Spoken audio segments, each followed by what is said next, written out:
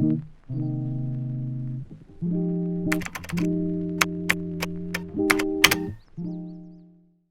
afternoon, everyone. Welcome to the Greek Interconnect Advanced Degrees panel. So I'm honored to moderate this panel. My name is Erica Newland, and we have got a fantastic group of UCSB Greek alumni. So I'm thrilled to be part of this. In the next 35 minutes, we're going to have the panelists share their insights about their journey, answer your questions, and provide tips as you explore a secondary degree after UCSB. So a quick reminder, for every time you pose a question, you will get Duffel credit. So just to incentivize questions, do not hesitate to ask questions. We're all here to help you as you navigate this journey and to give you insights into what it's like. We've all been in your shoes. So first, we're going to start with introductions, and I'm going to have Patrick talk through. So Patrick, why don't you start? Sure. Thanks, Erica. I'm Patrick Holbert. I'm a alumni of DTD back from 2017, graduated with anthropology and philosophy, double major, minor in professional writing before moving on to getting a JD law degree at UC Irvine. Graduated there last year, and now I'm a JAG lawyer in the Air Force. So they sent me to New Mexico, where my main job is advising commanders at a special operations wing in everything to do with like military justice, discipline. I try courts martials, do a little bit of operations and international law, that sort of thing. So keeping it short, let the next panelist introduce him or herself. All right, why don't we go to James? Hi there, guys. Can you hear me? Sorry, I have to keep this mask on. My name is James. Problem. I graduated in 2015 with biopsychology. After a few years, I knew I wanted to get into medicine. I became an EMT for a year, then worked for different doctors, like rheumatologist, dermatologist, and an endocrinologist. At that point, I knew that I wanted to become a nurse and be in the emergency department. So I ended up going to UW and did their professional accelerated bachelor's of nursing, which is only 1 year. And now I'm working at the emergency department at Providence Everett, which is actually the hospital that had the first COVID case in the nation. Yeah. All right, thanks, James. JJ. Thank you, Erica. Hope everyone is having a great Saturday. My name's JJ Gabrielson. I was a UCSB class of 2017. Also was in Phi Sigma Kappa from the Greek side of things. Majored in political science, and outside of college, I work at Anheuser-Busch, where I've worked the last couple of years. Started off in like the analytics department, and then moved more towards like general sales strategy and managing our sales technology as well. Excited to be here today, and excited to share with you our experiences and hear some good questions. Thanks, JJ. And last but not least, Jane. Hi, everyone. Thank you for being here this afternoon. My name's Jane. I was also the class of 2017. I was a member of Delta Gamma. And at school, I studied political science and communication. I did a few different things. During school, I was an intern in the White House. So I spent a year with the Obama administration. And then after I graduated, I went to work at Glassdoor. So I worked in tech for a couple of years.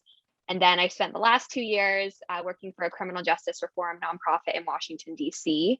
before finally getting to where I am now. I live in New York City. I'm an MBA student at NYU Stern, focused on entrepreneurship and social impact strategy. All right. Thank you, Jane. So Jane, we're going to start with you. So you just gave a very unique background. Talk a little bit about why you decided to go back to business school. Sure. So when I graduated from Santa Barbara, I knew that I wanted to go to business school or get a graduate degree at some point. I really wasn't sure what that was. I think right when I graduated, I wanted to go to law school. And so that was my initial inkling, was maybe get a couple of years of work experience and then go back to law school. So yeah, my first postgraduate job, I was working at Glassdoor in San Francisco, really enjoyed it, met a lot of colleagues who had business degrees. So that started to become a little bit, the seed was planted, and I started to think a bit more about going back to business school. And then when I made the jump from tech to policy and moved to DC for the second time, I really wanted to give policy a chance, and I was thinking about going to law school, going to get an MPP, which is a Master of Public Policy, or a Master of Public Administration. And so I really spent those 2 years thinking about what those career paths would look like. I was able to really test it because I was in that world, and I was able to see what the different roles were in the political strategy and policy space.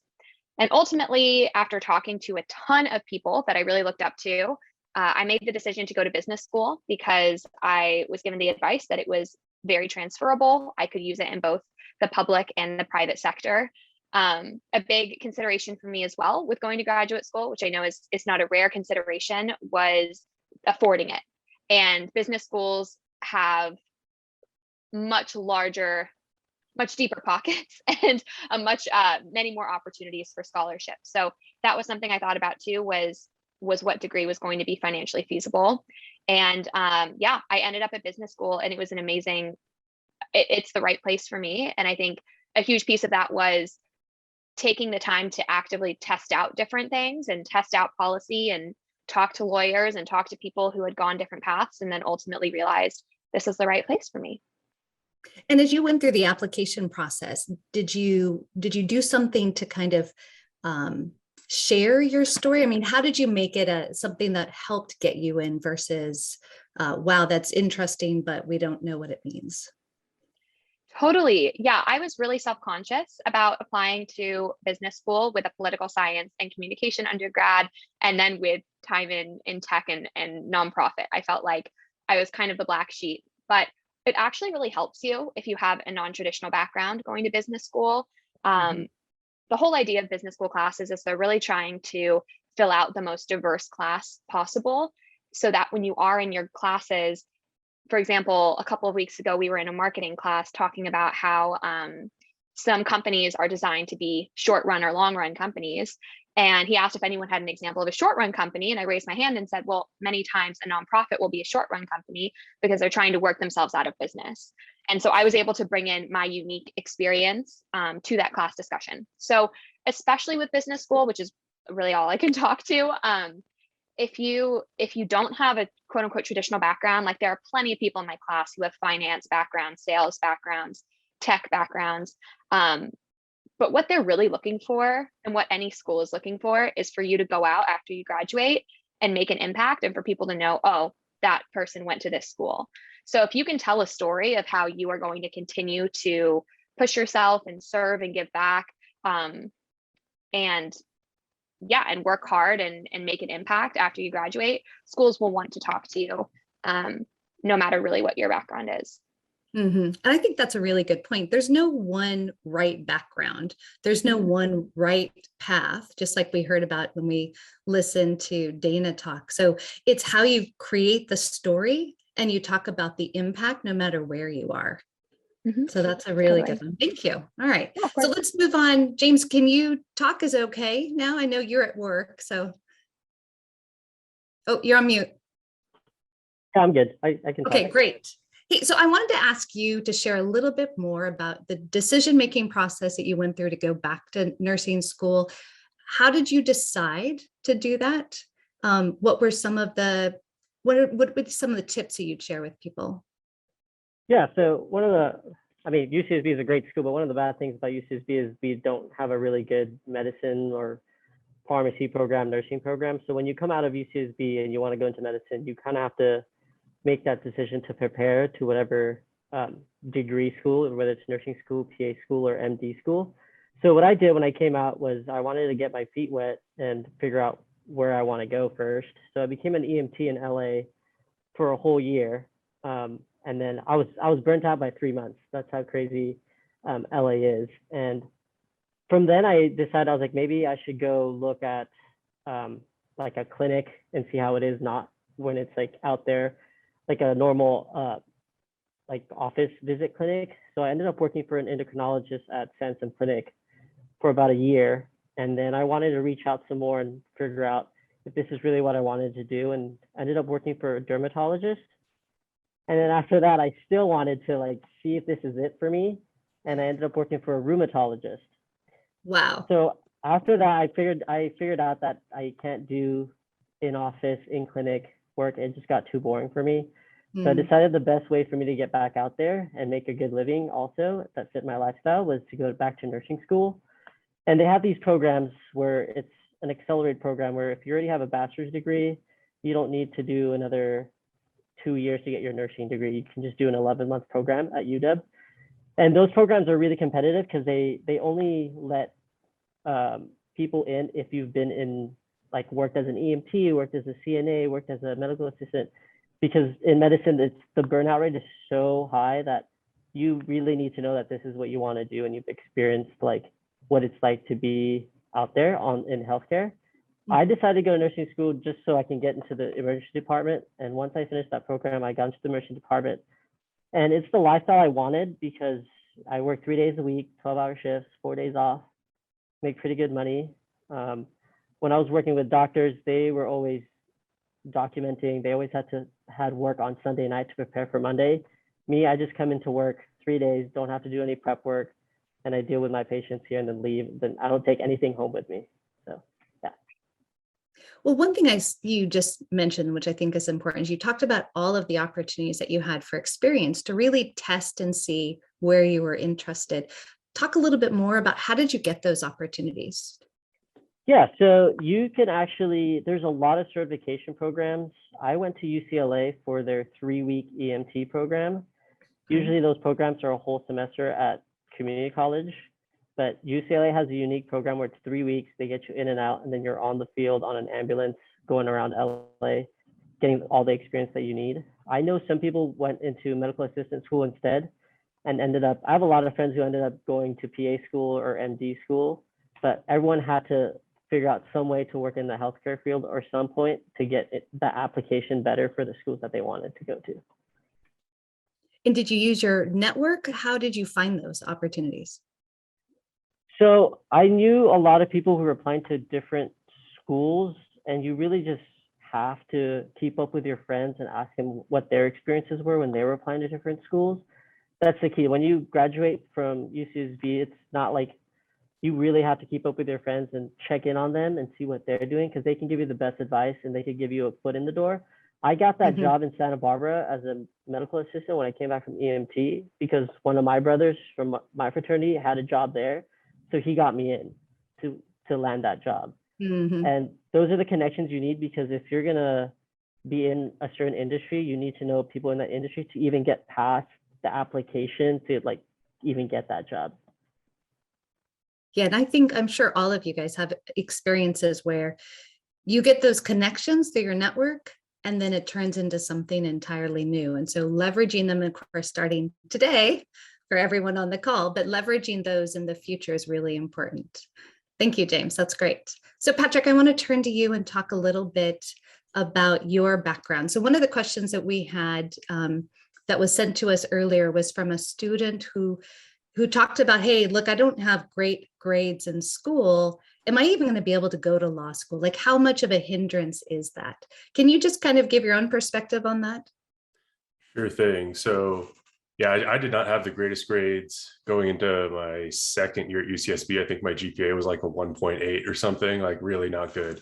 But so there are two main parts to your law school application. You got your GPA and your LSAT. And really, like, as much as everyone says like, oh, make your application like, you know, the holistic person concept and all that, that's very true. But you can, like, first thing you got to do, study for the LSAT because you can kind of balance it. Most schools, they won't admit it, but they have some sort of like algorithm. They put in your GPA and your LSAT, and that spits out some weight that's going to go into your application evaluation. So you can kind of offset a lower GPA with a higher LSAT if that's kind of you're going towards the end of your school career and you don't have the best GPA. That said, you still got to work and get that GPA. Excuse me. You still got to work and get that GPA up. You know, I caught myself early, and what I did is I found something I really like to study. You know, I was studying science and computer stuff early, just because I needed, you know, a job after, and, you know, anthropology and philosophy, not really great for job prospects unless you want to go to law school. But you know what I just said, hey, I started taking archaeology classes actually, and found that's something I really loved and was interested in, and that's what I love to study. And I treated school like a full-time job from then out. I had to be either in class or in the library 40 to 50 hours a week. However, I broke that up, and that's, just disciplined, treating it like you have a goal, and this is what I had to do to get there. I think that's the big thing is, know what you can do to kind of overshadow the negative parts of your application with a good LSAT score.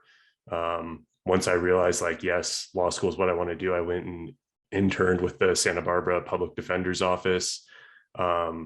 Showed like, hey, yeah, I'm actually interested in being a lawyer. Like James was saying with the healthcare career field, like burnout is high, and everybody wants to go to law school as like a second choice. Like, oh shit, I don't know what I'm going to do with my degree. I got to figure something out. Hey, lawyers make good money. You don't need any sort of career field. I'm going to go to law school. And law schools know that, and people fail out of law school. So they don't want to be bringing people in who come in not knowing what to expect, who don't really want to be lawyers. They just want a career. So show as well that, hey, I kind of know what I'm getting myself into here. And yes, this is what I want. And how did you do that? How did you show that you knew what you were getting into? You were the guaranteed. Yeah. So I spent about a year and a half volunteering at the public defender's office from my junior to senior year at UCSB. So that helped in a lot of ways. Both my parents were civil litigators. So I kind of, I worked in their office in like high school and stuff. I kind of knew what that was about. Then I went and showed, hey, I also know the flip side of the coin. I've got experience in criminal law. I've been exposed to that.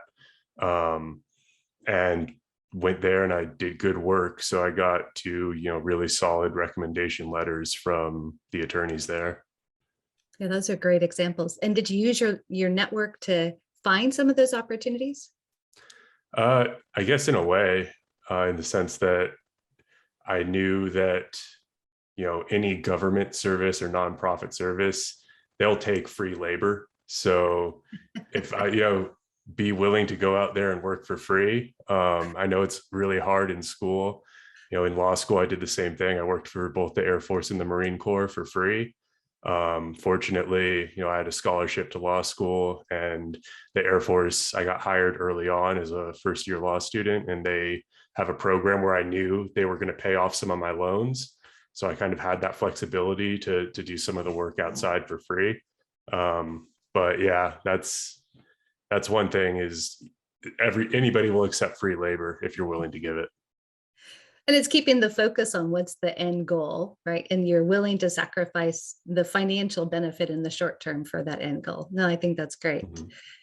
JJ, James, did you guys have a different perspective, or what did you think going into business school? I mean, how important was your GPA from undergrad?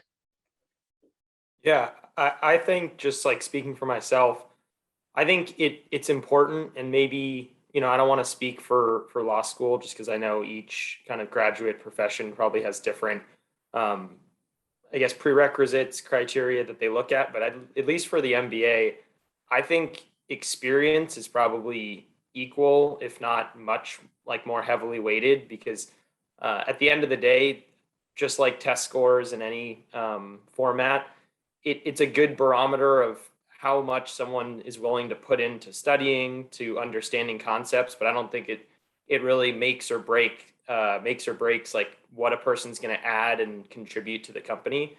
So I think like what you do after college, whether that's getting an entry-level job, overperforming, finding a niche that you really like to do and be able to like really own an aspect of the business and drive, positive results in that role. I think that, at least for me, is like exponentially more important. And I think colleges as well really want someone who's a value add and not just someone who might be book smart, but might not be able to kind of translate it.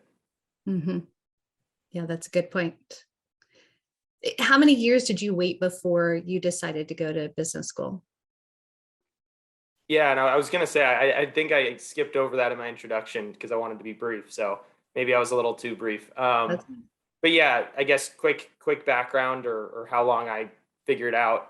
It was probably about 4 years Wasn't really planning on going to business school, but once I kind of got more, I got deeper into the data role at my company at Anheuser-Busch. And once I kind of started to understand like how little I actually knew about process improvement and how to really use and leverage things like data and statistics to actually like drive results, I started to get more and more inclined to go to like at least start applying. And then once I applied after that first role, I was going to end up going like looking at going to full-time business schools, and then actually with both COVID and a promotion at work where I kind of felt a little more entrenched and a little less eager to leave the company, I was able to kind of pivot to an online program at UNC and I know I'm out there in North Carolina constantly, but it is nice because it's just a lot more flexible. So I'd say 4 years into my work experience is when I decided, and yeah, haven't looked back, and I'm really enjoying it so far. Well, and that's a very different path to take to do the online program versus what I'll call the more traditional in person, which I think Jane, that's the experience that she is going to happen. That's what I had. Tell us a little bit about why did you decide on online versus in person? Can you share a little bit more about what you thought the pros and cons were? Yeah, I think, and it's funny because I was really looking into USC and UCLA, so both grad schools there as options. I actually live in Santa Monica, so it would have been really, really easy to kind of stop what I'm doing, but still be able to attend school. And then that transition at work where I kind of, a job opened up that I never really thought I'd be able to get as quickly as I was able to kind of pounce on. Once that happened, it really changed the trajectory of my applications, but I'd already sent a lot in. I'd already taken the GMAT. So I was kind of left with this decision. And I even actually asked a couple schools once I, either got my admissions decision back about, do they offer any part-time? Do they offer online? And because, for instance, UCLA and USC, they don't have an online program. They just have a part-time program. And at least for me, I am someone with sporadic hours. There's really no method to the madness sometimes in terms of schedules. So I knew that doing an online program would give me that much more flexibility. And UNC has a really, really strong online program that they basically mirror it off of the full-time on-premise program. So that was kind of the thought process there. And I think it turned into an easy decision from what originally would have been maybe a much harder decision for full-time schools. Mm-hmm. And how long does it take you to go through the process, the program? It's you can do it in as quick as a year and a half, or you have to do it under 2.5 years. So it's like you kind of have a window, which is nice as well.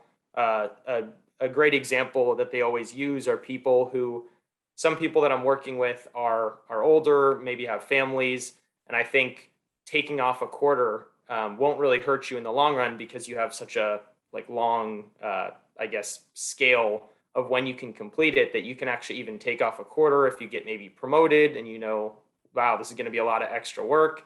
I need maybe a month to just get into this new job. You can kind of take a quarter off, or if your kids, your family, there's obviously things that come up in life. And I think it just adds another layer of flexibility on top of your schedule to make sure that you're really comfortable and putting your mental health on at least an even platform with your school and your work, which is very, I think, pertinent nowadays. So yeah, it was turned into an easy decision, which was great. Yeah, no, that's great. And I do have to plug, since it is my alma mater as well. Yay for UNC. I think it's actually the #1 online program, which is fantastic. And the challenge you would have, I'm assuming it is because you're doing work, literally work in school at the same time you're having to balance both of those. So Jane, I was curious, can you share a little bit about how many years were you working before you decided to go back? And obviously you've chosen the full-time program. Can you share a little bit about that decision-making process? Totally. Yeah. I actually thought a lot about that part-time. It's very hard. For everyone on here who's graduated and started getting paychecks, it is really, really painful to lose a paycheck, which I'm experiencing.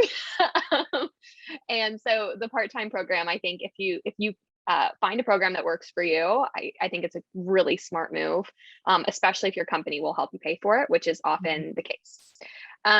I personally chose the full-time for a couple of reasons. The first is that I'm here to make a career pivot. So I mentioned I worked in political strategy and nonprofit, and I want to move into consulting and then eventually launch my own business. So it's a little bit harder if you're in a part-time program because you don't have the summer internship, which is a huge reason you do the full-time program, is that over the summer you can go do an internship in that industry you're targeting. So that was really one of the biggest reasons. And I think secondly, to answer your second question, I took 4 years and I couldn't recommend it more. My brother's actually graduating from Santa Barbara this year, and we were talking this morning about kind of his plan and what he's looking to do. And I just cannot recommend, unless you're going to law school, which is a little different. I think people do tend to go straight. Take a minute, take some time. I think most of us on this call had jobs between school and school. It's so important, especially for business school, because when you come in, like, you are getting a job based on where you're at, but also what you've done. And so depending on the pivot you're trying to make, the career you want to build, the more experience you have behind you, the more, one, you know what you like and what you don't like, and two, you're able to tell a really compelling story about your career. So kind of those two questions, I think, why I chose to go to the full-time program, and then my choice for 4 years, and why I did two very different things. I think that also I really recommend, if there's something random you want to try, go do a different job before you go back to school, because then you have a little bit more knowledge about yourself and what works for you. And I think that's a really good point. For every experience that you have, it tells you what you don't want to do, and it might tell you what you really want to do. Depends on the experience. And we've all had that, where it helps shape where we want to go in the future. So one of the last questions that I have for you guys before we go for questions, and just a reminder for everyone on the call, if you do put a question in the chat, you get a duffel discount. So just another plug there for questions right now. So one question that I want to ask each of you, here you are, you all have experience, you've all been able to, either you're starting in with your advanced degree or you've already taken it, you're in the workforce. What's the one tip that you want the students to leave here with, to help them think about it as they kind of go down this career path? So I'll start with you, James. My advice would be, if you're trying to get into the healthcare field and you're still an undergrad at UCSB, is to honestly go out there and start shadowing the different professions. It might seem scary, but you could hit up a hospital and be like, hey, I'm trying to go in this field. Who can I shadow? And they will help you out. You can try to shadow a nurse, a surgeon. Sometimes they'll let you. I know with COVID right now, it's kind of hard, but you got to go out there and at least try and contact these hospitals like, hey, do you guys have a shadowing program? So you know already when you graduate what career you want. And also another advice is find out what schools you want to get into and what the prereqs are right now, so you can map out your 2, 3, 5-year plan. So, I know Jane said you don't take a break. Of course, take that break and put that with your plan of when you want to get into grad school, and put it what classes or what prereqs you need to finish by that time. So I think just having a timeline before you graduate, like a 5-year plan, is like the best advice that no one gave me when I was going through. Yeah, no, that's good. What about you, Patrick? I think the most important piece of advice that I wish I had early on was to know what you want to do, have a plan for getting there, and staying disciplined with that plan. I think going back to like my first year at UCSB to now, about done with my first year in the Air Force, knowing, what I wanted would have helped me a lot in, not having as many struggles as I did in terms of, having to make up for bad grades or that sort of stuff. And then having that plan to get to what you want, and staying disciplined on it's super important. You just gotta figure. I think the most key aspect though is having that goal, knowing what you want, because there's the cliche like, oh, if you do what you love, you never work a day in your life. That's a complete lie. I love my job, but I work really hard every day, and there are days I hate my job. But doing what you want makes it a lot easier, to actually get there and achieve your goals. Yeah, yeah. And that path and knowing exactly where you want to go is so important, that clarity. JJ, what would you share? Yeah, I think like touching on what James mentioned, I think like not only, and I will say, Patrick, I agree. I also think like it's okay if you don't like know 100% what you want to do. Like definitely form an opinion, know your strengths, know your interests. But at the end of the day, like I'm 5 years, almost 5 years now into work, into school, and I still coming out of this, I'm not 100% sure on my career path, but I know I have a kind of a bottleneck trajectory where I've definitely eliminated some things, and I know kind of where I want to be. But I think like in general, I think the number one thing I'd say is like get out there, like talk to people, find a mentor. That's another big thing, is setting yourself up to like you're going to actually probably have 1 to 3 or 4 recommendation letters you'll need for grad school, depending on where you go. And so like just setting yourself up well so that when you do apply down the road, maybe you already have your GMAT, you already have someone who can write and vouch for you. I think just like getting your ducks in a row before you even have to really start getting into like your application process will just make things so much easier and more organic. Mm-hmm. Yep, agreed. Jane, any additional insight?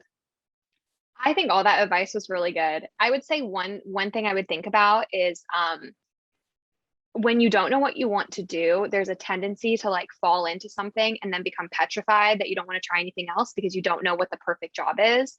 And I have a lot of conversations with friends, especially over the past few years, of like, well, if I leave this job, I was just about to get a promotion, or this was going to happen. And like this time in your lives is the time to try things and like try whatever is interesting to you. I'm not encouraging you to job hop. I just really think that using this time to test things, to jump into a job that you're interested in, reach out to someone, send a cold email, like whatever it is, this is a time for you to explore, and nobody has it figured out, even if you think people do. So I just think that fear of failure is an embarrassment, like can hold us back from so many things. But if there's something you're interested in, go after it. I recommend the book, The Defining Decade. It's my absolute favorite. I give it to everyone when they graduate. So go read The Defining Decade by Dr. Meg Jay. She talks all about this. But don't put the pressure on yourself to figure out your life, because it's unfolding before you and you'll experience it as it comes. And it feels like no matter what direction you go, you're going to learn something from it, and that'll help shape the next direction. I'm a firm believer in don't take the path everyone takes, take the path that's best for you. And that could very well be a very different path. So we've got 2 questions in the chat. We've got just 2 minutes, but let's see. Let's do the first one. So I'm going to I think I will have JJ, you answer this one. So does your employer know that you're currently in business school? Have you had that conversation around it? Can you just share a little bit of what that was like? How did you approach that conversation? Yeah, no, that's a great point. And I think one of my firmest advocates, someone who wrote one of my recommendation letters, is my current director right now. So very well aware of my, I guess, activities outside of work. But I think at the end of the day, it's going to vary by your company, the culture. He was very accepting. I think the obvious understanding, though, is this isn't going to affect my work. It's supposed to elevate my work. I've told him that it's going to be something I can contribute and add value to in real time. And that's a really cool piece of the online MBA. But I definitely will say it'll vary from where you are. Just make sure you're clear and you communicate with your boss if you're thinking about it. And I'm sure they'll be pretty blunt with you on their expectations. No, that's good. And can I ask a question? So was there any discussion or an offering of financial support with your works? I know some works will do that. Yeah. So I got a nice scholarship from the school as well as my work on top of that. So that definitely made the decision easier, knowing that there was some financial backing. Yeah, no, that's great. And I think, taking the risks, not if you frame it the right way, it's not really a risk, but taking that risk. In your example, it was perfect because it demonstrated not only that they were supportive, but also willing to recognize the value that you are, and they don't want to lose you. So they're going to help you go to business school to do what you want to do, but also retain you as an employee. And I think that's not unusual, but it's also shows the value that you're providing, which is great.